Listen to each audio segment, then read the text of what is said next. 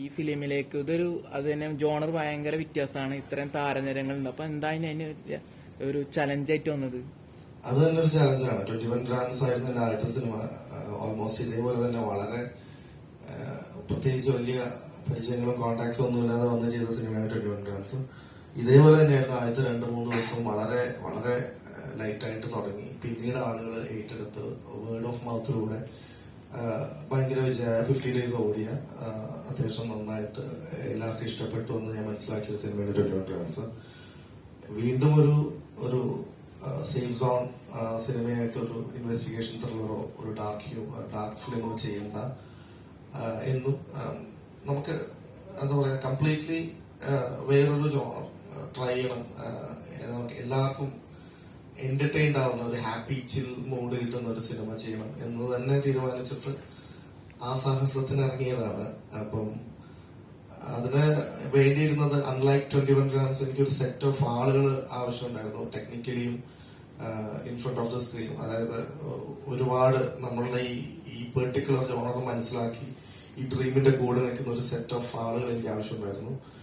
Got this people, ഇവരാണ് സാഹസം ഇന്ന് ഈ കാണുന്ന സാഹസം ആക്കിയത്. Along with I technical team. അവരുള്ളത് കൊണ്ട് അതൊരു വലിയ ചാലഞ്ച് അല്ല. അല്ലായിരുന്നെങ്കിൽ യെസ് ഒരു ചാലഞ്ച് ആയിരുന്നു. ഇത്രയും താരങ്ങളെ മേയിച്ചെടുക്കാൻ ഒരു സാഹസമായിരുന്നു. അതാ ഞാൻ നേരത്തെ പറഞ്ഞത്. ഇത് എന്താണെന്ന് അറിഞ്ഞാൽ പിന്നെ ഇതൊരു സാഹസമല്ല. ഇവർക്ക് കൃത്യമായിട്ട് അറിയാം ഇവർക്ക് ഏത് സ്ലോട്ടിലാണ് ഇരിക്കുന്നതെന്നും ആ സ്ലോട്ടിൽ ഇരുന്നുകൊണ്ട് അവരെന്താ കോൺട്രിബ്യൂട്ട് ചെയ്യാൻ പോണെന്നും അവർക്ക് നല്ല ധാരണയുണ്ടായിരുന്നു. അതുള്ളിടത്തോളം അതൊരു സാഹസമല്ല, അല്ലെങ്കിൽ പെട്ടെന്ന് ഈ മലയാളികൾക്കില്ലേ അൽത്താഫ് ബ്രോനും രാജു ചേട്ടനൊക്കെ കാണുമ്പോൾ ഒരു ചിരി വരാറുണ്ട്. പൊതുവെ അവർക്ക് പൊതുവെ ഒരു ഇഷ്ടം തോന്നുന്നുണ്ട്. അത് ഓൾറെഡി ട്രെയിലറിൽ റിവീൽ ചെയ്തതാണ്. പക്ഷെ അത് ട്രെയിലറിൽ റിവീൽ ചെയ്യാതെ അത് തിയേറ്ററിക്കായിട്ടൊരു സർപ്രൈസ് കൊടുക്കാൻ നിങ്ങൾ അങ്ങനെ തീരുമാനിക്കാനുള്ള എന്റെ ഒരു തോന്നലാണ് ഞാൻ ഷെയർ ചെയ്യുന്നത് കേട്ടോ. അത് വളരെ കറക്റ്റ് ആയിട്ടുള്ള കാര്യമാണ് പറഞ്ഞത്. പക്ഷെ എന്താ പ്രശ്നം എന്ന് വെച്ച് കഴിഞ്ഞാൽ എഗെയിൻ ഇതുപോലുള്ള റിലേറ്റീവ്ലി എന്താ പറയാ ടോപ്പ് നോച്ച് ആളുകളല്ലാത്ത ഞങ്ങളെ പോലുള്ള ആളുകൾ ചെയ്യുന്ന ഒരു സിനിമയ്ക്ക് അറ്റൻഷൻ സീക്കുക എന്ന് പറയുന്ന ഒരു പ്രശ്നമുണ്ട്. ആളുകൾക്ക് അറിയണം ഇങ്ങനെ സിനിമ വരുന്നുണ്ട്, ട്രെയിലർ ഉണ്ട്, അത് നന്നായിട്ടുണ്ട്, ഇതുണ്ട്, അതുണ്ട്. ഓക്കെ, അപ്പം റിലീസിലൊന്ന് നമുക്ക് പോകാൻ തോന്നാൻ നമുക്ക് എന്തെങ്കിലും ഇൻട്രസ്റ്റിംഗ് ഫാക്ടേഴ്സ് പടത്തിന് വെയിറ്റ് ചെയ്ത് കൊടുക്കേണ്ടി വരും. അതല്ലായിരുന്നെങ്കിൽ ഓക്കെ ഏതൊരു പുതിയ സിനിമ വരുമ്പോഴും അത് കൊടുക്കുമായിരുന്നെങ്കിൽ ചിലപ്പോൾ ഞാൻ അജുവിനെയും അൽത്താഫിനെയും ഒരു സർപ്രൈസ് ഫാക്ടർ ആക്കി വായിച്ചേനെ. അപ്പോ എനിക്ക് ആഗ്രഹം ഉണ്ടായിരുന്നു അങ്ങനെ ചെയ്യാം. ഞാൻ പിന്നെ ട്രെയിലർ കുറച്ചും കൂടെ ഇൻട്രസ്റ്റിംഗ് ആവാൻ വേണ്ടി ചെയ്തതാണ്.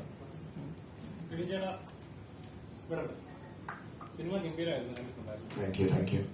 എനിക്ക് ചോദ്യം വെച്ചാൽ ഇപ്പോഴത്തെ ഒരു ട്രെൻഡാണ് നമ്മൾ അറിഞ്ഞ ഇപ്പോഴത്തെ ഒരു ജെൻസി പടങ്ങൾക്കെല്ലാം ഇപ്പൊ ക്ലാസിക് സോങ്ങുകളുടെ ഒരു വേഷം കാണിക്കാറുണ്ട്.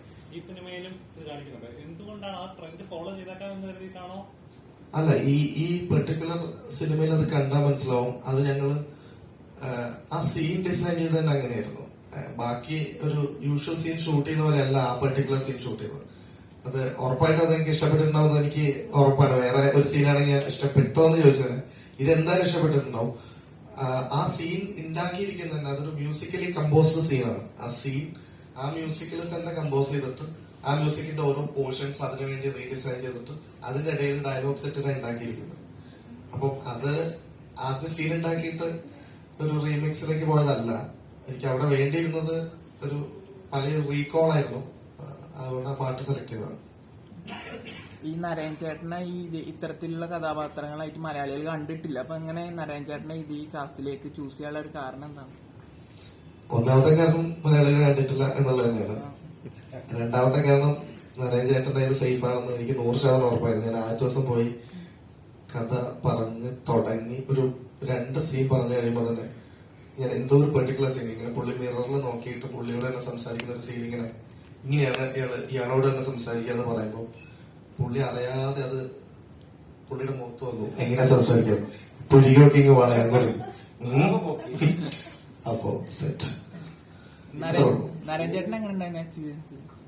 ഞാൻ വളരെ വളരെ എൻജോയ് ചെയ്തൊരു സിനിമയാണ്.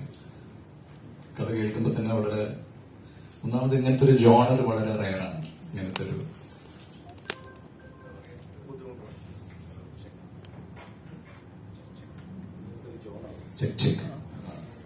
സത്യം പറഞ്ഞ കേട്ടില്ലേ തടസ്സം. ഇങ്ങനത്തെ ജോണർ വളരെ പുതുമയായിരുന്നു. സ്ക്രിപ്റ്റ് വളരെയധികം എൻജോയ് ചെയ്തു. കുറെ വിഷയങ്ങളുണ്ട്. ഇദ്ദേഹം ഇത് എങ്ങനെ ഷൂട്ട് ചെയ്യും എന്നുള്ള ഒരു ചിന്ത മാത്രമേ എനിക്കുണ്ടായിരുന്നുള്ളൂ. പിന്നെ എന്റെ ഈ ക്യാരക്ടർ വളരെ ഞാൻ ഈ പറഞ്ഞ പോലെ എനിക്ക് അൺയൂഷ്വൽ ആയിട്ട് ഇങ്ങനത്തെ ക്യാരക്ടേഴ്സ് വരാറില്ല.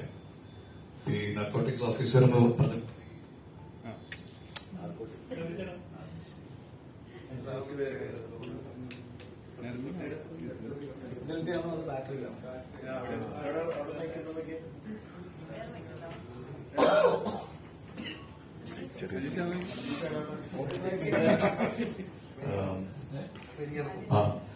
സോ അല്ല വളരെയധികം എൻജോയ് ചെയ്ത്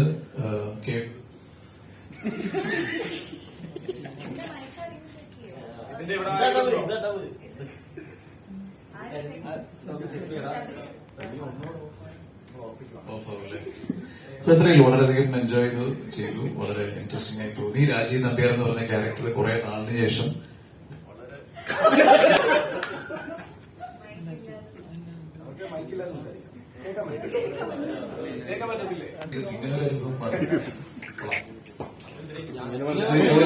ചോദിച്ച ചോദ്യത്തിന് അല്ല ആദ്യം പറഞ്ഞു. ആദ്യമില്ല എനിക്ക് പൊതുവെ മലയാളത്തിൽ വരുന്ന ക്യാരക്ടേഴ്സ് ഒക്കെ വളരെ ഫീൽ ഗുഡും സ്വീറ്റ് ആയിട്ടുള്ള ക്യാരക്ടേഴ്സ് ആണ്. തമിഴിൽ നേരെ ഓപ്പോസിറ്റ് ആയിട്ട് ഭയങ്കര റഫ് ആൻഡ് ടഫും സീരിയസ് ആയിട്ടുള്ള ക്യാരക്ടേഴ്സും.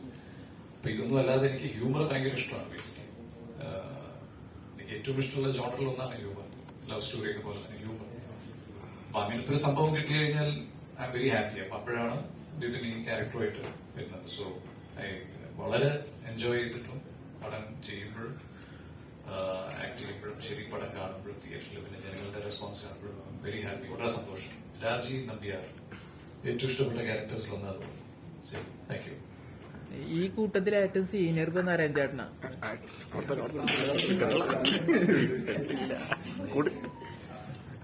ഈ കൂട്ടത്തിൽ ഇപ്പൊ ഏറ്റവും സീനിയർ നാരായൺ ചേട്ടൻ. അപ്പൊ യങ് ടാലന്റ് ആണ് ഇതിൽ നായകനായിട്ട് വരുന്നത് റംസാൻ. അപ്പൊ റംസാന് വല്ല അഡ്വൈസ് എന്തെങ്കിലും കൊടുത്തിട്ടുണ്ടായിരുന്നു?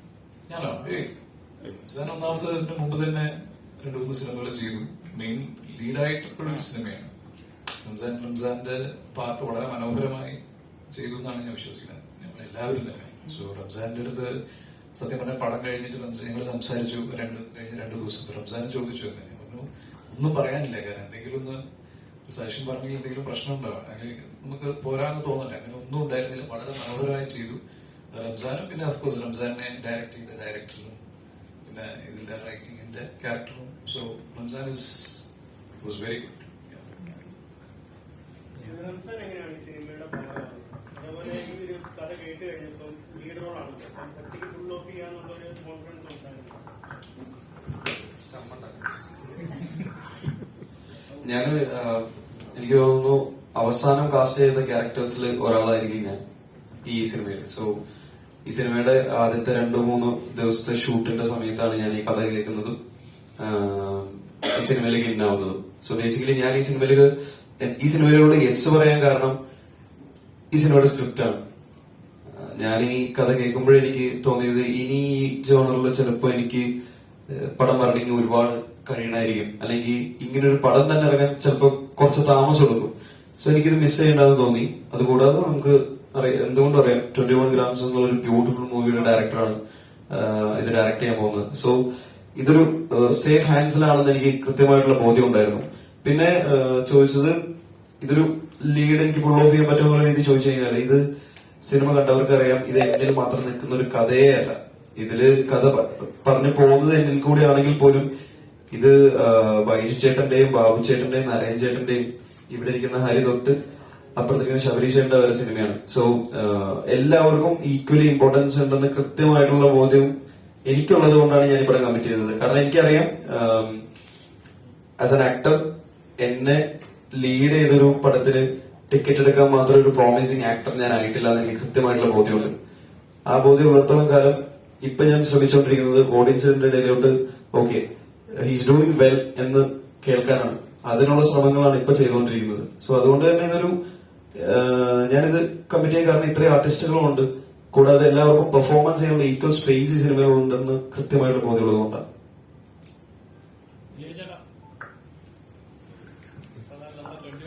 ാണെങ്കിലും ഒരു നെഗറ്റീവ് ഷെയ്ഡുള്ള ഇത്, ഇതിലാണെങ്കിലും അങ്ങനത്തെ ടൈപ്പ് ഷെയ്ഡുള്ള കഥാപാത്രം. എന്തോ ദേഷ്യം, പക്ഷെ എനിക്ക് ഇഷ്ടമായി. അതിന് ഞാൻ എനിക്കെപ്പോഴും ചിരിച്ച മുഖത്തോടെ നിൽക്കാൻ ഇഷ്ടം. അപ്പം നമ്മൾ ചാനൽ ഷോസ് ഒക്കെ ചെയ്യുമ്പോഴും എപ്പോഴും ഒരു പോസിറ്റീവ് മൈൻഡ് സെറ്റോടുകൂടി അല്ലെങ്കിൽ എന്റെ മുഖം കാണുമ്പോൾ ആൾക്കാർ ചിരിക്കണം, സന്തോഷിക്കണം, ഒരു നല്ല വൈബ് കിട്ടണം എന്നുള്ള ഉദ്ദേശത്തിൽ നിൽക്കുന്ന ആളാണ് ഞാൻ. അപ്പം സിനിമയിൽ അല്ലെങ്കിൽ ഓരോ സിനിമ ചെയ്യുന്ന സമയത്ത് ഓക്കെ നമുക്ക് ആ ഒരു ബാരിയർ ബ്രേക്ക് എന്ന് പറയുന്നത് ബ്രോ എപ്പോഴും ചിരിച്ച മുഖത്തോടെ കണ്ടിട്ടുള്ളൂ. ഇങ്ങനൊരു 20 ഗ്രാംസ് ചെയ്തപ്പം നിഖിൽ നാരായൺ എന്ന് പറഞ്ഞ ക്യാരക്ടർ അയ്യോ പിന്നെ ജീവ അങ്ങനത്തെ ആളെ കൊല്ലുമോന്ന് ഒരമ്മ ചോദിച്ചായിരുന്നു.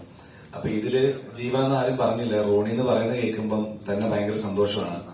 അപ്പം നിഖിൽ നാരായണൻ അത് വൃത്തിയായിട്ട് ചെയ്തുകൊണ്ടായിരിക്കും റോണിയെ തന്നതെന്ന് വിശ്വസിക്കാനാണ് എനിക്കിഷ്ടം. അതോ വിടാതെ ലൈക്ക് പുറകെ നടന്നോണ്ടാണെന്ന് എനിക്കറിയത്തില്ല. ബട്ട് സ്റ്റിൽ എന്നെ സംബന്ധിച്ച് ഇപ്പം എന്റെ പേഴ്സണൽ ഫേവറേറ്റ് ആണ് റോണി എന്ന് പറഞ്ഞ ക്യാരക്ടർ. ഞാനിപ്പം അതുകൊണ്ട് തന്നെ ഭയങ്കര പോസിറ്റീവ് മൈൻഡ് സെറ്റിലാണ് ഞാൻ ഇരിക്കുന്നത്. കാര്യം എനിക്ക് റോണി ഇഷ്ടമായി, അത് ജനങ്ങൾക്കും ഇഷ്ടമായി, വളരെ സന്തോഷം. അടുത്തതിലും ചിലപ്പോൾ ഇതേപോലെയൊക്കെ തന്നെ ആയിരിക്കും. അതായത് ഞാൻ അടുത്തതിലുണ്ടെന്ന് കേട്ടാ. സെക്കൻഡ് പാർട്ടാണോ ഉദ്ദേശിച്ചത്? സെക്കൻഡ് പാർട്ടാണോ ഉദ്ദേശിച്ചത്? അതിനറിയത്തില്ല, ഡയറക്ടറിന്റെ മനസ്സിൽ അങ്ങനെ ചിന്തകൾ വല്ലതുകൊണ്ടോന്ന് അറിയത്തില്ല. ഒരു സെക്കൻഡ് പാർട്ട് എത്തിക്കുന്ന ആര് കണ്ടു? ഇപ്പം അഭിമന്യു ഒക്കെ ചെയ്തിരിക്കുന്ന റോള് പുള്ളി അധികം ഉപയോഗിച്ചിട്ടില്ലാന്ന് തോന്നി. കാരണം മാർക്കോയിലൊക്കെ അത്ര ഗംഭീരമായിട്ട് വില്ലനായിട്ട് വന്ന ആളെ ആ ഒരു നെഗറ്റീവ് ഷെയ്ഡിൽ ഉപയോഗിച്ചിട്ടില്ലാന്ന് തോന്നി. പക്ഷെ നെക്സ്റ്റ് പാർട്ടിലേക്കുള്ള ഒരു ലീഡ് പോലെ എൻഡിൽ കൊടുത്ത പോലെ തോന്നി. സോ സെക്കൻഡ് പാർട്ട് ഉണ്ടാവും. അല്ല, ഈ പാട്ട് അത്യാവശ്യം നിങ്ങൾക്കൊക്കെ ഇഷ്ടപ്പെട്ടാൽ, നിങ്ങൾക്കൊക്കെ സെക്കൻഡ് പാർട്ട് ഉണ്ടാവുന്നതിൽ കൗതുകമുള്ള പോലെ തോന്നിയാൽ ഒരുപാട് സാധ്യതകളുണ്ട്. കാരണം ഞാൻ എന്റെ കഥ ഡീറ്റെയിൽ ആയിട്ട് ഇപ്പൊ അവിടെ പറയുന്നില്ലെങ്കിലും അതിനകത്തൊരു ക്രിപ്റ്റോ കറൻസി ഇൻവോൾവ് ആണ്. ക്രിപ്റ്റോ കറൻസിയുടെ വാല്യൂ മേ ബി ഇതിനേക്കാളും ഡ്രാസ്റ്റിക്കലി വലിയൊരു എമൗണ്ടിലേക്ക് നാളെ മാറാൻ സാധ്യതയുള്ള സാധനമാണ്. അത് ഹോൾഡ് ചെയ്യുന്ന ഒരു പെർട്ടിക്കുലർ സാധനമുണ്ട്. ഈ സിനിമ കണ്ടിട്ടുണ്ടെങ്കിൽ അറിയാൻ പറ്റും. അത് എവിടെയാണെന്ന് കണ്ടെത്താൻ പറ്റുന്ന ഒരു ടെക്നിക്കൽ സാധനം അതിനകത്തുണ്ട്. ഞാൻ വിശദമായി ഡീറ്റെയിൽ ആയിട്ട് പറയാത്തത് എന്റെ സ്പോയിലേഴ്സ് ആയി പോകണ്ടെന്ന് വെച്ചിട്ടാണ്. അപ്പം സാധ്യതകൾ ഒരുപാടുണ്ട്. ഇതിനെക്കാട്ടും കൂടുതൽ ഇൻട്രസ്റ്റിംഗ് ആയ സെക്കൻഡ് പാർട്ടിന്. പക്ഷെ ഒരു ഫസ്റ്റ് പാർട്ട് കണ്ടിട്ട് സെക്കൻഡ് പാർട്ട് വേണമെന്ന് പ്രേക്ഷകന് തോന്നുന്ന ഒരു ദിവസമേ ഒരു സെക്കൻഡ് പാർട്ട് ഉണ്ടാവുള്ളൂ. അപ്പോൾ നിങ്ങൾ തീരുമാനിക്കും. ഗൗരി, ഇവിടെ കുറച്ച് നാരായണചേട്ടൻ പറഞ്ഞ പോലെ, അതായത് ഇപ്പം മലയാളത്തിൽ വരുന്ന കഥാപാത്രങ്ങൾ ഇപ്പം ഇപ്പോഴും നോക്കുമ്പോൾ ഒന്നെങ്കിൽ നാടൻ കഥാപാത്രങ്ങളുടെ ഇച്ചിരി കോളേജ് റൊമാൻസായിട്ടുള്ള കഥാപാത്രങ്ങളൊക്കെ ആയിരിക്കും വരിക. അതേസമയം തമിഴിലേക്ക് വരുമ്പോൾ എന്റെ ഒരു ഗ്രാഫ് മാറുകയാണ്. ഇപ്പം ഹോട്ട്സ്പോട്ട് ചെയ്ത കഥാപാത്രമായാലും ശരി, സൂര്യലേക്ക് ചെയ്ത കഥാപാത്രമായാലും ശരി, വളരെ ശ്രദ്ധിക്കപ്പെട്ട ക്യാരക്ടേഴ്സ് ആയിരുന്നു. ഇപ്പം ഒരിക്കലും എക്സ്പെക്ട് ചെയ്യാത്ത ലെവലിൽ പെർഫോമൻസ് നമ്മൾ കണ്ടു. എപ്പോഴും തോന്നിയിട്ടുണ്ടോ എനിക്ക് പെർഫോം ചെയ്യാനുള്ള ഇച്ചിരി സ്പേസ് കിട്ടുന്ന അവിടെയാണ് തോന്നിയിട്ടുണ്ടോ? എനിക്ക് തോന്നുന്നു നമ്മൾ ചൂസ് ചെയ്യുന്ന ഓരോ കഥാപാത്രത്തിനും അതിൻ്റെതായ ഒരു റീസൺ ഉണ്ടാവും. അത് എസ്പെഷ്യലി ഞാൻ വളരെ സെലക്റ്റീവ് ആണ്. തമിഴിൽ തുടക്കം കുറിച്ചുകൊണ്ട് തന്നെ മലയാളത്തില് എനിക്ക് ചെയ്യാൻ ഭയങ്കര ആഗ്രഹം. ഇനിയും മലയാളം സിനിമയിൽ കുറെ കൂടെ സജീവമാവണം എന്നുള്ളൊരു ആഗ്രഹമുണ്ട്. ഇപ്പൊ റൊമാൻസ് ജോണർ ആണ് എന്റെ ഫേവറേറ്റ് എന്ന് വേണമെങ്കിൽ പറയാം. ബിക്കോസ് നമുക്ക് എല്ലാവർക്കും ഒരു എന്താ പറയാ ഈസി ആയിട്ട് ഫ്ലോ ചെയ്യാൻ പറ്റുന്ന ഒരു ജോണറാണ്. അപ്പൊ ഒരിക്കലും അതിൽ സ്റ്റക്ക് ആവുന്നുണ്ടോ അല്ലെങ്കിൽ സ്പേസ് ഇതില് ബിബിൻ സാഹസം സിനിമ സേര എന്ന് പറഞ്ഞ ക്യാരക്ടറിനെ കുറിച്ച് അപ്രോച്ച് ചെയ്തപ്പോ തന്നെ എന്നോട് പറഞ്ഞു സ്ക്രീൻ ടൈമിനേക്കാളും ഇതിൽ സേര എന്ന് പറയുന്നതാണ് ഇതിന്റെ ഒരു കോർ. ജീവൻ മെയിൽ ലീഡിന്റെ ഒരു ഡ്രൈവിംഗ് ഫോഴ്സ് തന്നെ ഈ സേര എന്ന് പറഞ്ഞൊരു ക്യാരക്ടറാണ്. അപ്പൊ എനിക്കൊന്നും ഇത്രയും ഓൺസോംബിൾ കാസ്റ്റ് ഉള്ള ഒരു സിനിമയില് എപ്പോഴും ലൈം ലൈറ്റ് എനിക്ക് മാത്രം വേണം എന്ന് ആഗ്രഹിക്കുന്ന ഒരു ആക്ടർ അല്ല ഞാൻ. പൊതുവെ ലീഡ് റോൾസ് ചെയ്യുന്നുണ്ടെങ്കിൽ പോലും തമിഴിലും ഞാൻ അങ്ങനെ സപ്പോർട്ടിംഗ് ക്യാരക്ടേഴ്സ് വളരെ നീറ്റി ആണെങ്കിൽ ഞാൻ എടുക്കാറുണ്ട്. അപ്പൊ എനിക്ക് തോന്നുന്നു എന്റെ ക്രാഫ്റ്റിൽ കുറച്ചുകൂടെ എനിക്ക് പണിയെടുക്കണം. റംസാൻ പറഞ്ഞ പോലെ ഓക്കെ ഒരു പ്രോമിസിംഗ് ആക്ടർ ആണ് ഗൗരിക്ക്, ഈ ഒരു കഥാപാത്രം ഹാൻഡിൽ ചെയ്യാൻ പറ്റും എന്നുള്ളൊരു കോൺഫിഡൻസ് എല്ലാ ഡയറക്ടേഴ്സിനും ഉണ്ടാവണം. അതെന്റെ ഓരോ ക്യാരക്ടേഴ്സ് പോർട്രേ ചെയ്ത് അവർക്കൊരു കോൺഫിഡൻസ് വരുത്താനാണ്. അതുകൊണ്ട് ഒരിക്കലും അങ്ങനെ തോന്നാറില്ല. ഒരു സിനിമയുടെ സോൾ ഒരു ടോട്ടാലിറ്റിയിലാണ് നമ്മൾ ഓരോ തീരുമാനങ്ങളും എടുക്കുന്നത്. അപ്പോ അങ്ങനെ സ്പേസ് കുറവോ അങ്ങനത്തെ ചിന്ത പൊതുവെ വരാറില്ല. ശബരി ചേട്ടാ, എങ്ങനെ ഉണ്ടായിരുന്നു ആസ്ഥാന കോഴി എന്നൊക്കെ? ഈ പ്രേമത്തില് മറ്റേ ഷറഫുക്ക ചെയ്ത കഥാപാത്രത്തിനേക്കാളും ഒരു ഹൈപ്പ് ഉണ്ടല്ലോ ഇപ്പൊ ഈ കഥാപാത്രത്തിന്. നീ കോഴിയാണോ? ഞാൻ കോഴിയല്ല. ആസ്ഥാന കോഴി, നമ്മൾ ഒരുപാട് കോഴികളെ കണ്ടിട്ടുള്ളതാണ്. അത്യാവശ്യം ചെറിയ ആസ്ഥാനം അല്ലെങ്കിലും ആ സ്ഥാനത്തുള്ള ഒരു കോഴിത്തരമൊക്കെ നമ്മൾ ആ പ്രായത്തിൽ ചെയ്തിട്ടുണ്ട്. ബാക്കിയുണ്ട്, ഇനിയും വേണമെങ്കിൽ ചെയ്യാം എന്നുള്ളതാണ്. അത് മനസ്സിലാക്കുക അത്ര. ഞാൻ ആദ്യമായിട്ടാണ് ഇങ്ങനത്തെ ഒരു ക്യാരക്ടർ ചെയ്യുന്നത്. ഇപ്പം എന്താ പറയുക, നേരത്തെ റംസാൻ പറഞ്ഞ പോലെ ഈ സിനിമ തുടങ്ങുന്നതിന് ഒരാഴ്ച മുമ്പാണ് ഞാൻ സിനിമയിലേക്ക് ജോയിൻ ചെയ്യുന്നത്. ഞാൻ വേറൊരു സിനിമയുടെ ലൊക്കേഷൻ നിൽക്കുമ്പോഴാണ് ഇവരൊക്കെ വിളിച്ചിട്ട് പിന്നെ ഇതിന്റെ നിങ്ങൾ സിനിമ കണ്ടവർക്ക് അറിയാം, അത് അത്ര ഈസി അല്ല. ഒന്ന് ഫോണിലൊക്കെ വിളിച്ച് എക്സ്പ്ലെയിൻ ചെയ്യാൻ പറ്റുന്ന ഒരു അത്ര ഈസി ആയിട്ടുള്ള ഒരു കഥയല്ല. ഇത് എടുത്ത് കാണിച്ച് ഫലിപ്പിക്കാൻ പറ്റിയൊരു കഥയാണ്. അപ്പൊ ഞാൻ ആകെപ്പാടെ ചോദിച്ചത് ബിബിന്റെ അടുത്ത്, എന്റെ ക്യാരക്ടർ എന്താണ്? ഇതാണ് എന്റെ ക്യാരക്ടർ. ഓക്കെ, കൊള്ളാം. ഇത് പോയി കിട്ടിയെന്നുള്ളത്. കാരണം ഇങ്ങനെ ഒരു ക്യാരക്ടർ ഞാൻ ഇതിനു മുമ്പ് ചെയ്തിട്ടില്ല. ഞാൻ എപ്പോഴും നോക്കുന്നത് കൂടുതൽ എന്റെ ഉള്ളിലുള്ള ആക്ടറിനെ എങ്ങനെയാണ് എക്സ്പ്ലോർ ചെയ്യാൻ പറ്റുന്നത്, അതിനുള്ള കഥാപാത്രങ്ങളെ നോക്കണം. പിന്നെ ആക്ടേഴ്സ് ആർ ബെഗേഴ്സ്. നമുക്ക് വരുന്നതേ നമുക്ക് വരുന്നതിൽ നിന്നേ ചൂസ് ചെയ്യാൻ പറ്റുള്ളൂ. അപ്പൊ അങ്ങനെ ഒരു കോഴിയാവാൻ വേണ്ടി ഞാൻ കോഴിത്തരം പോയി മറ്റേ മെത്തേഡ് ആക്ടിംഗ് ഒന്നും ചെയ്തിട്ടൊന്നുമില്ല. അപ്പൊ എന്റെ ഉള്ളിൽ എവിടെയെങ്കിലും ഒരു കോഴി കിടപ്പുണ്ടാവും, അതിനെ കുറച്ചൊക്കെ പുറത്തേക്ക് കിട്ടും, അത്രേ ഉള്ളൂ. അല്ലാതെ അതിന് വേണ്ടി ട്രെയിനിങ് ഒന്നുമില്ല. അത് പ്രേക്ഷകർ കണ്ടിട്ട് പറയട്ടെ, അത്രത്തോളം കോഴി നന്നായിട്ടുണ്ടോ ഇല്ലയോ, ഓവറായിട്ടുണ്ടോ ഇല്ലെന്ന് എന്താണെന്നറിയാം. അവരുടെ വിമർശനങ്ങളോ അഭിപ്രായങ്ങളോ ഒക്കെ പറയാലോ, ധൈര്യമുണ്ട്. അതിൽ നിന്ന് നമുക്ക് വിമർശനങ്ങളിൽ നിന്നാണ് നമ്മൾ പഠിക്കുന്നത്. ഒരു ഭയങ്കര അടിപൊളി അടിപൊളി അടിപൊളി എന്ന് പറയുന്നതിൽ ഒരുപാട് സന്തോഷമുണ്ട്. പക്ഷെ പോരായ്മകൾ എടുത്ത് കാണിക്കുമ്പോഴാണ് നമുക്ക് കൂടുതലായിട്ട് പഠിക്കാനുള്ളത്. വീഴ്ചകളിൽ നിന്നേ പഠിക്കുള്ളൂ, വിജയത്തിൽ നിന്ന് വളരെ വളരെ കുറച്ച് പഠിക്കുള്ളൂ. അപ്പോ ഞാനിതില് എത്രത്തോളം പാഠം പഠിക്കും ഇല്ല എന്നുള്ളത് കണ്ടറിയാം. അതേപോലെ തന്നെ നമ്മളിപ്പോ ഇപ്പോഴത്തെ ഒരു കാലഘട്ടം നടത്താൻ ടെക്നോളജി വളരെ മുമ്പോട്ടുകൊണ്ടിരിക്കും. ഇപ്പൊ OTT പ്ലാറ്റ്ഫോംസ് കൂടിക്കൊണ്ടിരിക്കുന്നു. ഇപ്പൊ വെബ് സീരീസുകളുടെ എണ്ണം കൂടുന്നു. തിയേറ്ററിലെ ആളുകളുടെ നല്ല സിനിമകൾക്ക് ആളുകൾ കയറുന്നുണ്ട്. വേർഡ് ഓഫ് മൗത്തിലൂടെ ആളുകൾ കൂടുതൽ സിനിമകൾ ഹിറ്റ് ആവുന്നുണ്ട്.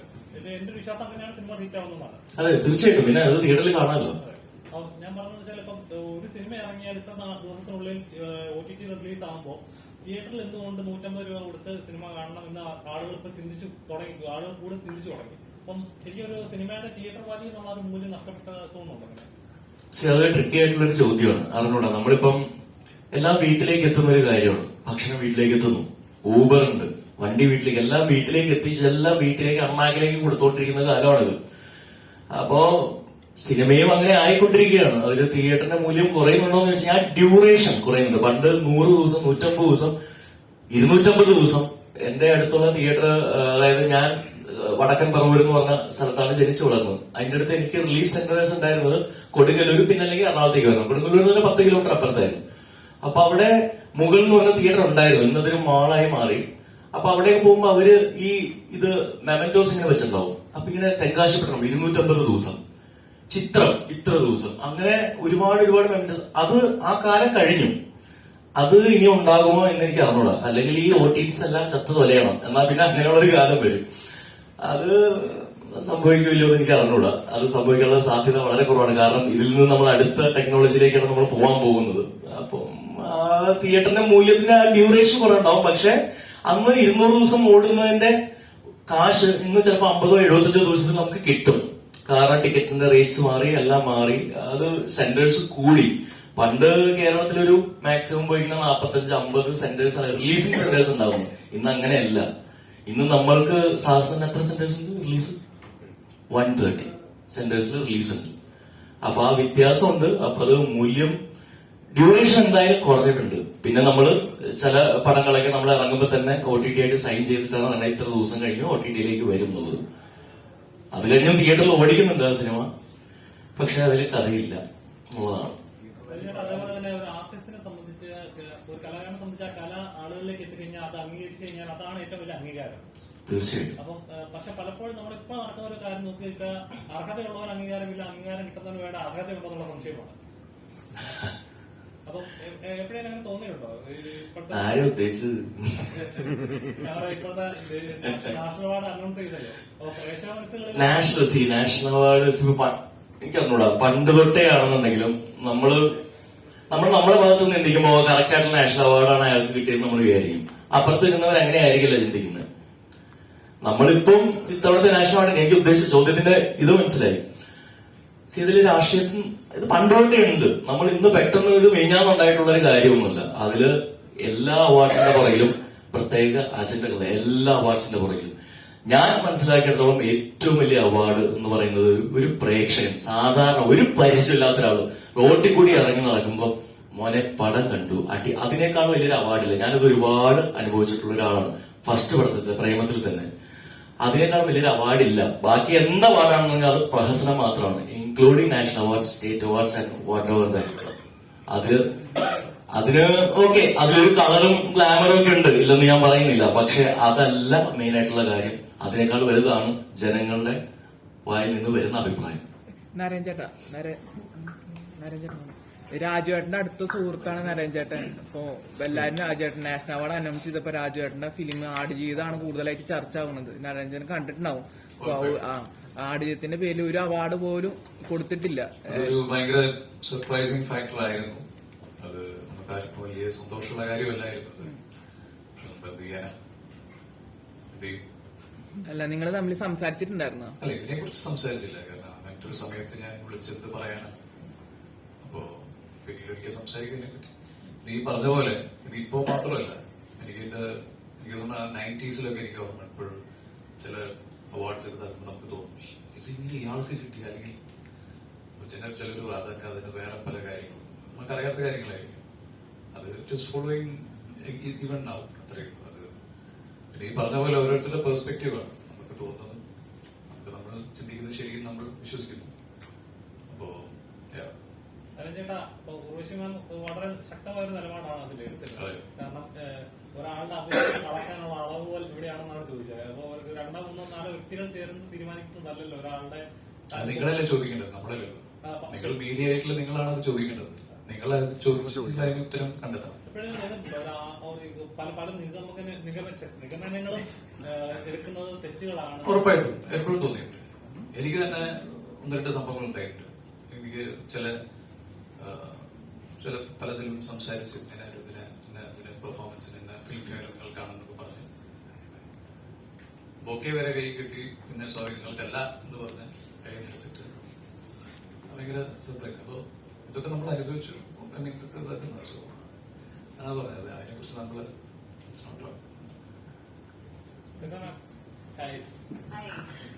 ഒരു ഗ്യാപ്പിന് ശേഷം വീണ്ടും ആക്റ്റീവായിട്ട് നമുക്കൊരു ക്യാരക്ടർ കാണാൻ സാധിക്കും. ശരിക്കും നമ്മളൊരു കമ്പാക്ക് എന്ന് പറയുമ്പോൾ നമുക്ക് ഉദ്ദേശിക്കുന്ന ഒരു പവർഫായിട്ട് ഒരു ക്യാരക്ടർ ഉണ്ടാവും. ഇതാണ് പ്രേക്ഷകരിലേക്ക് എനിക്ക് തന്നെ ഞാൻ എന്റെ തിരിച്ചുവരവ് ഇങ്ങനെയാണ് എന്നുണ്ടാകുന്ന സ്പേസ് ഉണ്ടല്ലോ, അതിനാണ് വെയിറ്റ് ചെയ്തത്. ആക്ച്വലി ഇത് തിരിച്ചു വരുമെന്ന് പറഞ്ഞാൽ ഞാൻ ഇവിടെ തന്നെ ഉണ്ട്, ഇന്നും തിരിഞ്ഞു പോയിട്ടില്ല. അതുകൊണ്ട് ഓരോ ഫിലിം കഴിയുമ്പോഴും ഒരു ഗ്യാപ്പ് വരുമ്പോ ഇത് തിരിച്ചു വരുമോ. അപ്പൊ കഴിഞ്ഞ ഒരു 4-5 സിനിമയായിട്ട് തന്നെ തിരിച്ചു വരവ് എന്നാണ് പറയുന്നത്. ഇനിയെങ്കിലും ഈ തിരിച്ചു വരവ് എന്നുള്ള വാക്ക് ഈ സാഹസത്തോടെ നിർത്തും എന്നാണ് എന്റെ വിശ്വാസം. എങ്ങനെ ഒരു ക്യാരക്ടർ ചൂസ് ചെയ്യുമ്പോൾ നമ്മളിപ്പോ എല്ലാ മലയാളം പട്ടാളത്തിലെ കഥാപാത്രമാണ്. അപ്പൊ ആ ഒരു ക്യാരക്ടർ അതേപോലെ ബുക്ക് ചെയ്തൊരു കഥാപാത്രമാണ്. അപ്പൊ അതേപോലെ സ്ക്രിപ്റ്റ് കേൾക്കുമ്പോൾ എനിക്ക് അതേപോലത്തെ കഥാപാത്രം കിട്ടുന്നത് അതുപോലെ പ്രശ്നത്തിലേക്ക് എത്തിയിട്ടുണ്ടെങ്കിൽ എന്ന് കുറിക്കുന്ന ഒരു മോമെന്റ്സ് ഉണ്ടായിട്ടുണ്ടോ? എങ്ങനെയാ പട്ടാളം പോലൊരു ക്യാരക്ടർ അതേപോലെ ക്യാരക്ടർ ബുക്ക് ചെയ്യുന്നില്ല ആളുകളുടെ മനസ്സിൽ ഇനി എന്റെ പേര് കേൾക്കുമ്പോൾ ഈ കഥാപാത്രമായിരിക്കണം ആളുകൾ ഓർക്കേണ്ടത് എന്നുള്ളത്. തീർച്ചയായിട്ടും. ഇപ്പൊ ഇതിനകത്ത് ഈ സാഹസത്തിൽ തന്നെ ലേഡി ഗാഗ എന്ന് പറയുന്ന ക്യാരക്ടർ ഒരു ഉടനീള കഥാപാത്രം അല്ലെങ്കിലും വളരെ ശക്തമായിട്ട് വളരെ ഇമ്പോർട്ടൻസ് ഉള്ള ഒരു ക്യാരക്ടർ തന്നെയാണ് ഇതില്. അതിലൊരു ഇമ്പാക്ട് എനിക്ക് ക്രിയേറ്റ് ചെയ്യാൻ പറ്റിയിട്ടുണ്ടെന്നുള്ളത് ഞാൻ ഓഡിയൻസിന്റെ കൂടെ ഇരുന്ന് കാണുമ്പോൾ എനിക്ക് ടെൻഷൻ ഉണ്ടായിരുന്നു. പക്ഷെ ഓഡിയൻസിന്റെ കൂടെ ഇരിക്കുമ്പോൾ അവരുടെ റിയാക്ഷൻ കാണുമ്പോൾ അതിലൊരു ഇമ്പാക്ട് ഉണ്ടാക്കിയിട്ടുണ്ടെന്നുള്ളൊരു ഇത് എനിക്ക് കിട്ടുന്നുണ്ട്. അതിൽ ഒരുപാട് സന്തോഷം. Thank you. ജീവക്ക് എന്താണ് ആങ്കർ എന്ന നിലയിലാണ് ഓഡിയൻസിന്റെ കൂടുതലായി ഇഷ്ടം സമ്പാദിച്ചിട്ടുള്ളത്. പിന്നെ അതിനുശേഷം യൂട്യൂബ് വീഡിയോസ്, നിങ്ങളുടെ കോംബോ വീഡിയോസ്, അപ്പൊ അതിന് ഇപ്പൊ നടൻ എന്ന നിലയിൽ എത്രത്തോളം പ്രേക്ഷക ഇഷ്ടം സമ്പാദിക്കുന്നുണ്ട്? അവരെ നേരിട്ട് എങ്ങനെ പറയുന്നുണ്ടോ?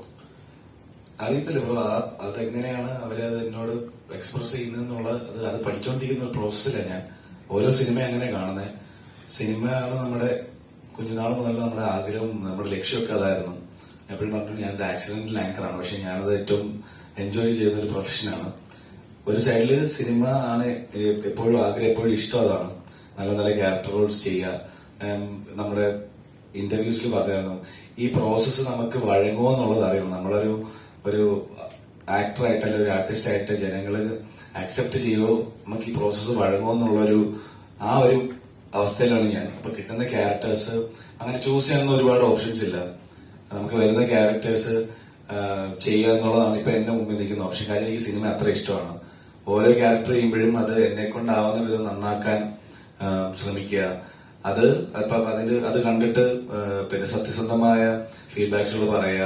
അത് കണ്ട് അങ്ങനെ കുറെ കിട്ടുന്ന കുറെ ഫീഡ്ബാക്സുകളായിട്ട് അടുത്ത ക്യാരക്ടർ വരുമ്പോൾ കുറച്ചുകൂടി ഇമ്പ്രൂവ് ചെയ്യുക എന്നുള്ളതാണ്. അങ്ങനെയാണ് ഞാനിപ്പോ സിനിമയെ സമീപിച്ചുകൊണ്ടിരിക്കുന്നത്. പ്രേക്ഷകർക്ക് ഇഷ്ടപ്പെടുന്ന ക്യാരക്ടർ ഉറപ്പായിട്ട് ചെയ്യണമെന്നുണ്ട്. നേരത്തെ പറഞ്ഞ പോലെ എനിക്ക് ഒരുപാട് ചോയ്സസ് ഇല്ലാത്തതുകൊണ്ട് വരുന്ന ക്യാരക്ടേഴ്സ് ഏറ്റവും ഭംഗിയായിട്ട് ചെയ്യാന്നുള്ളതാണ്. എല്ലാ ക്യാരക്ടേഴ്സും എല്ലാ സിനിമയും പിന്നെ നല്ലതായിട്ട് കാണാനും അങ്ങനെ കാണുന്ന ഒരാളാണ്. എനിക്ക് എല്ലാ സിനിമയും ഇഷ്ടമാണ്. അതുകൊണ്ട് ഏത് സിനിമയാണെങ്കിലും ഏത് ക്യാരക്ടർ ആണെങ്കിലും എനിക്കിഷ്ടമാണ്. അപ്പൊ നോക്കട്ടെ, നാളെ ചിലപ്പോൾ എനിക്ക് വഴങ്ങത്തില്ലായിരിക്കും, അല്ലെങ്കിൽ നീ മറ്റേ ആങ്കറിംഗ് മണീനെ മതി അത് ചിലപ്പോൾ പറയുമായിരിക്കും. ലെറ്റ് സീ, നോക്കാം. ഞാനിപ്പോ ഇത് ആ പ്രോസസ്സിലാ. നോക്കട്ടെ വഴങ്ങുമെന്നുള്ളത്. ഇപ്പൊ റോഡിയിൽ വഴങ്ങിയെന്ന് തോന്നുന്നു. അല്ല, ഈ ഇൻഡസ്ട്രിയിൽ നിലനിൽക്കാൻ വേണ്ടിയിട്ട് ഇപ്പൊ ഫ്രണ്ട്ഷിപ്പിന് എത്രത്തോളം പ്രാധാന്യമുണ്ട്? ഇപ്പൊ രണ്ടാമത്തെ ഫിലിമാണ് ബ്രോയുടെ കൂടെ ചെയ്യണത്. ഇൻഡസ്ട്രിയിൽ മാത്രമല്ല, ഇപ്പോ ലൈഫില് ഫ്രണ്ട്സ് എന്ന് പറയുന്നത് അത് നമുക്ക് എപ്പോഴും ഒരു മുതൽക്കൂട്ടാണ്. നമ്മൾ എവിടെയായിരുന്നാലും നമുക്ക് പോയി ചൂസ് ചെയ്ത് എന്റെ നീളത്തിലും വലിപ്പത്തിലും ഇന്ന സ്വഭാവത്തില് ഇന്ന പോസിറ്റീവ് കാര്യങ്ങളുള്ള ഇത്ര ഇന്ന കാര്യങ്ങളുള്ള ഒരു ഫ്രണ്ട് വേണം നമ്മൾ ചൂസ് ചെയ്യല്ല. ഫ്രണ്ട്സ് നമ്മുടെ ജീവിതത്തിൽ വന്ന് സംഭവിക്കുന്നതാണ്. നമ്മുടെ യാത്രയിൽ ഒരുപാട് പേര് നമ്മുടെ കൂടെ വരും.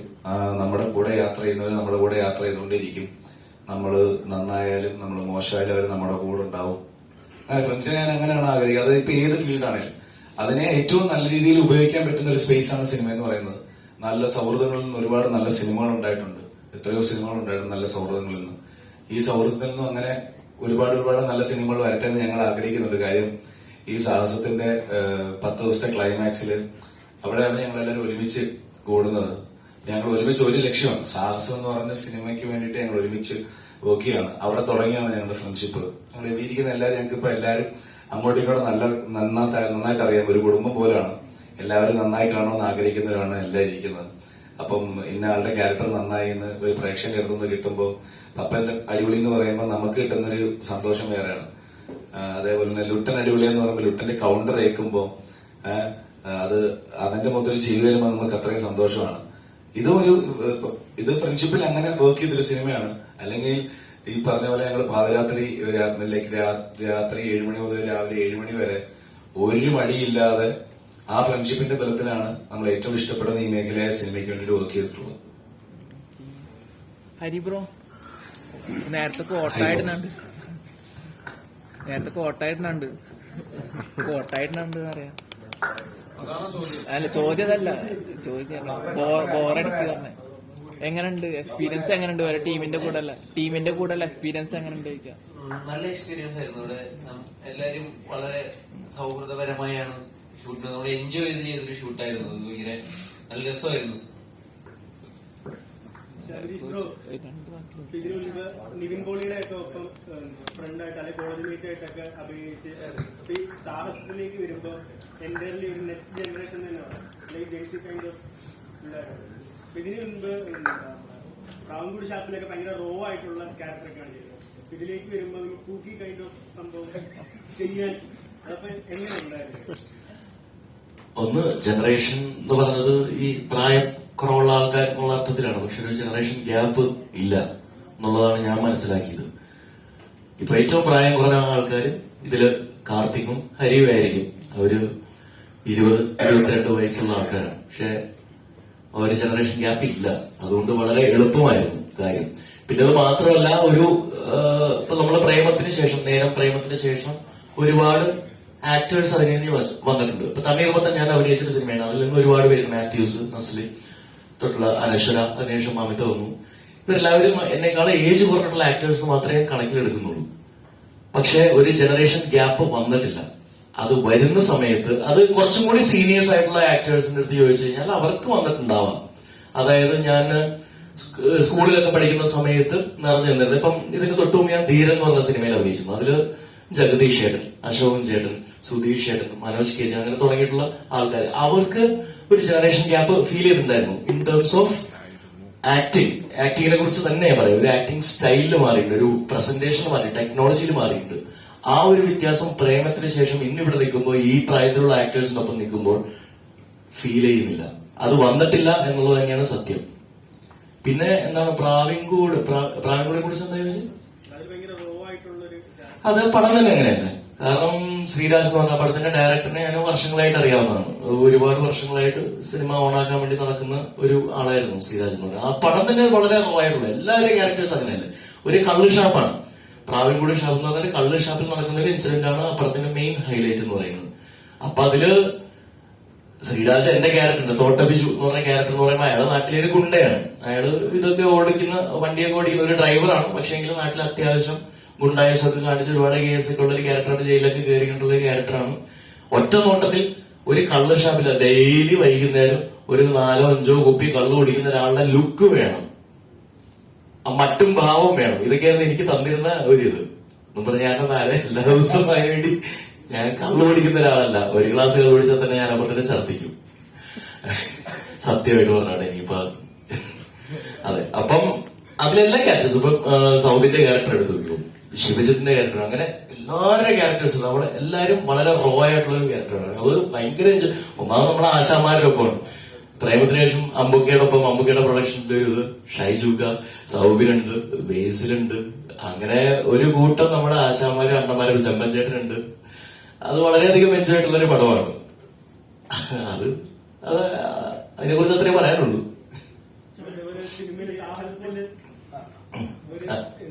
അൽഫോൺസിനെ കുറിച്ച് ഒന്നും ചോദിക്കരുത്.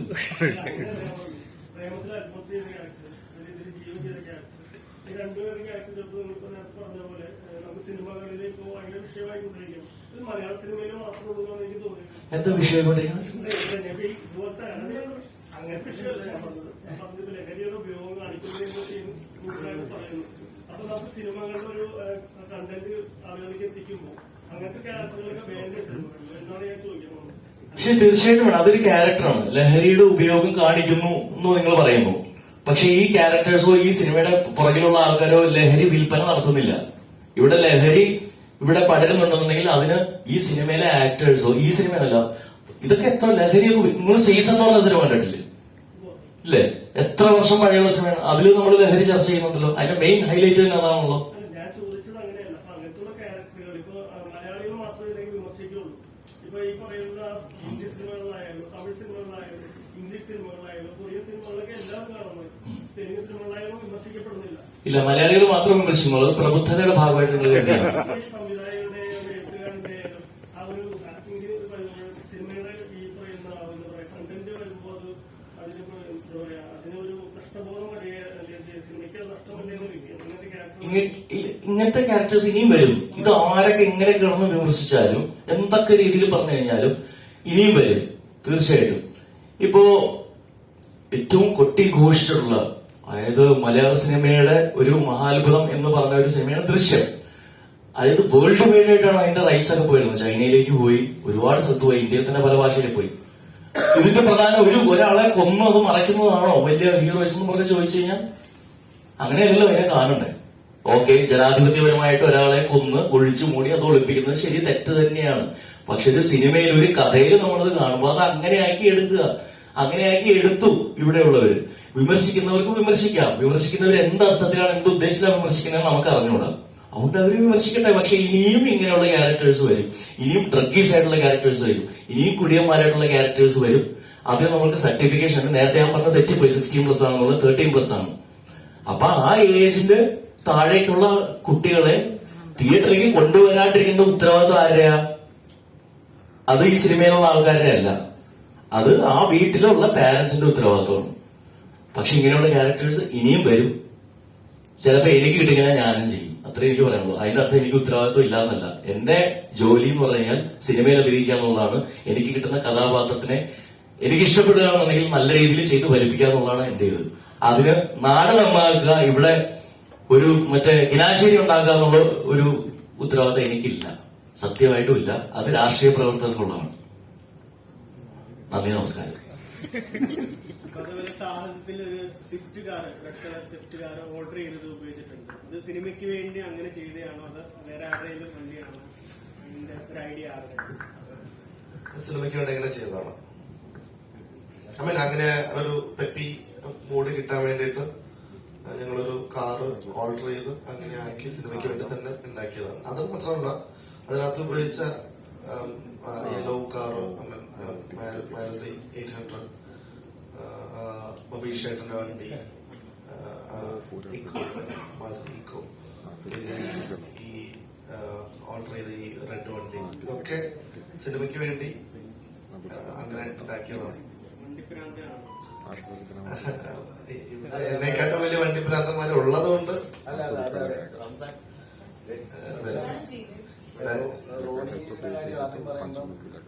കാറിന്റെ കാര്യം മെൻഷൻ ചെയ്തിട്ടുണ്ടായിരുന്നു.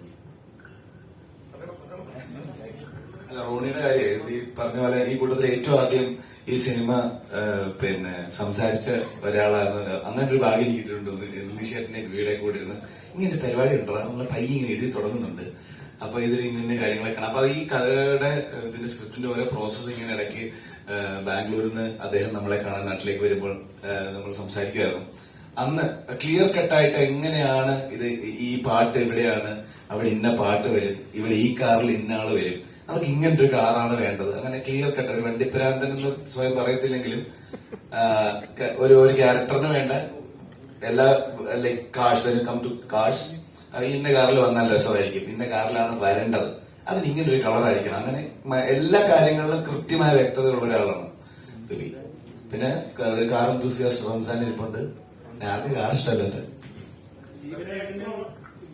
വില്ലൻ ലാമ്പ് ഓടിച്ചു വരുന്നൊരു വില്ലനാണ്. അപ്പൊ അത് കേട്ടപ്പോ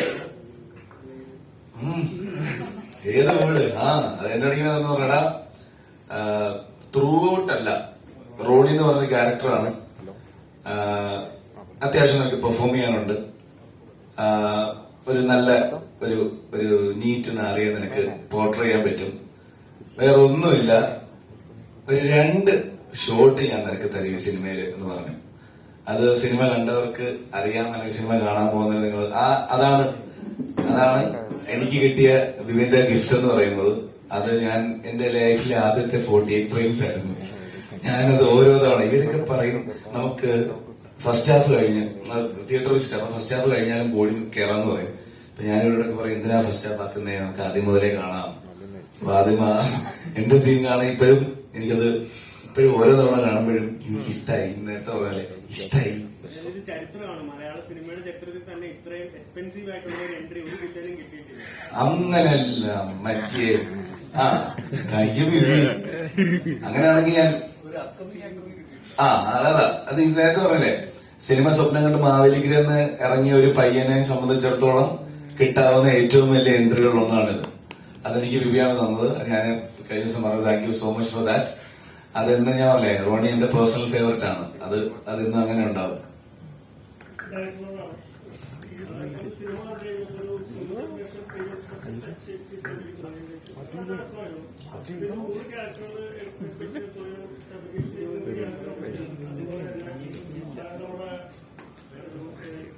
കാരണം ഞാൻ പറഞ്ഞില്ല, ലാൽ സാറ് പോസ്റ്റ് ഇട്ടിട്ടുണ്ടായിരുന്നു. ഞാൻ പറഞ്ഞായിരുന്നു നമ്മൾ ഏറ്റവും അധികം എനിക്ക് വൺ ഓഫ് ദ പേഴ്സണലി എനിക്ക് ഭയങ്കര ഇഷ്ടമുള്ള ഒരു ഡയറക്ഷൻ കോംബോ ആണ് സെന്റിക് ക്ലാരൻസ് നടന്നത്. കാരണം പ്രത്യേകിച്ച് എനിക്ക് നമ്മളിപ്പോ ചെയ്യുന്ന ഈ കഷ്ടപ്പാടുണ്ട്, അതായത് ഒന്നുമല്ലാത്ത ഒരു അവസ്ഥയിൽ നിന്ന് ഒരു സിനിമ ഉണ്ടാക്കി ആളുകളെ ഇഷ്ടപ്പെടുത്തണം. ഞാൻ വായിച്ചിരുന്ന മനസ്സിലാക്കിയത് അതുപോലെയാണ് റാംജിറാവ് സ്പീക്കിങ്ങും ഹരിഹർ നഗറും ഒക്കെ ഉണ്ടായത്. പിന്നെയാണ് ഈ മെയിൻ സ്ട്രീം സോ കോൾഡ് ആളുകളൊക്കെ വെച്ചിട്ടുള്ള വലിയ വലിയ പരിപാടികളൊക്കെ ഉണ്ടാക്കിയത്. അപ്പൊ എപ്പോഴും ഈ അണ്ടർ ഡോഗ്സിന്റെ പരിപാടി കാണാൻ ഭയങ്കര ഇൻസ്പയറിംഗ് ആണ്. നമ്മള് എല്ലാരും കൂടെ ഒരു സാധനം ഉണ്ടാക്കി എല്ലാരും കൂടെ കട്ടയ്ക്ക് നിന്ന് ഉറപ്പായിട്ടും അത് പുഷ് ചെയ്യുമ്പോൾ ഭയങ്കര പാടാണത് പ്രേക്ഷകരിലേക്ക് എത്താൻ. കാരണം അവർക്കത് അറിയണ്ട, അവർക്ക് അത്രയും കണ്ടന്റ് വരുന്നുണ്ട്. ഇപ്പൊ പറഞ്ഞ നാളെ അടുത്ത ആഴ്ച കൂലി വരുന്നുണ്ട്. അതിനിടയിലൂടെ മെല്ലെ കയറി വന്ന ആളുകളുടെ ഇഷ്ടം കിട്ടി, മെല്ലെ അത് കയറി വന്ന് എല്ലാവരും സെലിബ്രേറ്റ് ചെയ്യുന്ന ഒരു അവസ്ഥയിലേക്ക് എത്തുക എന്ന് പറയുന്നത് ഭയങ്കര കാര്യമാണ്. ലാൽ സാറിന്റെ പഴയ സിനിമകളിൽ അങ്ങനെയൊക്കെ ആയിരുന്നു ഞാൻ എവിടെയൊക്കെയോ ഇന്റർവ്യൂലൊക്കെ വായിച്ചിട്ടുണ്ട്. അപ്പൊ അവര് തന്നെ അതുപോലെയൊക്കെ തോന്നിയെന്ന് പറയുമ്പോൾ വലിയ സന്തോഷമാണ്. അവസാന ചോദ്യമാണ്. ഇവിടെ 14 കൂലി റിലീസ് ആകാൻ പോവാണ്. കേരളത്തിലെ സകല തിയേറ്റേഴ്സ് ഓൾറെഡി ബുക്കായി കഴിഞ്ഞു. അപ്പൊ ഇനിയാണ് നിങ്ങൾക്ക് സാഹസം കുറച്ചുകൂടെ കൂടാൻ പോകുന്നത് വിശ്വസിക്കുന്നത്. അപ്പൊ കാണാൻ പോകുന്ന പ്രേക്ഷകരോട് ഇനി എന്താ പറയാനുള്ളത്? ഞാൻ പറഞ്ഞില്ല, ലാൽ സാറിന്റെ പോസ്റ്റ് ഇട്ടിട്ടുണ്ടായിരുന്നു. ഞാൻ പറഞ്ഞായിരുന്നു നമ്മൾ ഏറ്റവും അധികം അതെ, സാഹസം തുടരുകയാണ്. കാരണം ഇനി കൂലി വരുവാണ്. വളരെ മെല്ലെ സ്ലോ ആയിട്ട് ആളുകൾക്ക് ഇഷ്ടമായി എല്ലാവരും ചിരിക്കുന്നു എന്ന് പറഞ്ഞ് വേർഡ് ഓഫ് മൗത്ത് ഗ്രാജുവൽ ആയിട്ട് കയറി വരുവാണ്.